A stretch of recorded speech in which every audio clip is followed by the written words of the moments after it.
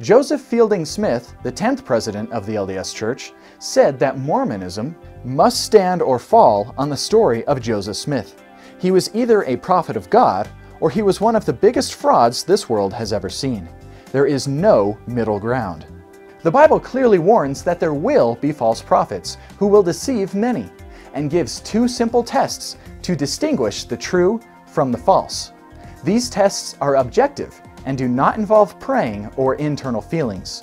First, if they give even one false prophecy, then they are not sent from God, even if their other prophecies come true. So here is one example. In 1844, Joseph Smith prophesied that his son David would be a church president and king over Israel. David, however, was never even a member of the LDS Church, much less a president or king of anything. And there are dozens more false prophecies about the return of Christ, the building up of Zion, temples, and other cities, the destruction of the US government and other enemies, and the fate of certain church members, etc. Mormon apologists have defenses for all of these, insisting that Smith never made a false prophecy, but also insisting that true prophets can make false prophecies. But even if one can accept the explanations for each of Smith's prophetic failures, there still remains the second biblical test of a prophet. False prophets lead people away from the true God.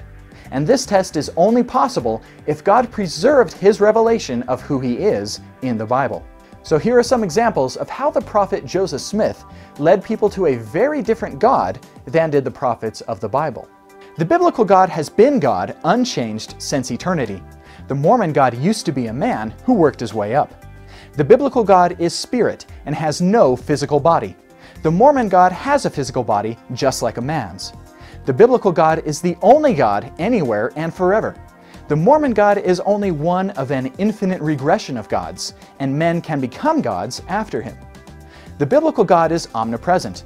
The Mormon God shares man's physical limit of one place at a time. The Bible says no man can see God the Father. Joseph Smith claimed that he had. The biblical God created all things by His own command. The Mormon God only reorganized pre-existing matter. So we must take Joseph Fielding Smith's challenge on the prophetic integrity of Joseph Smith seriously. Remember, right after Jesus warned people to beware of false prophets, He added that some people would call to Him, "Lord, Lord," thinking they know Him. But Christ will reply, "I never knew you," and they will not enter the kingdom of heaven.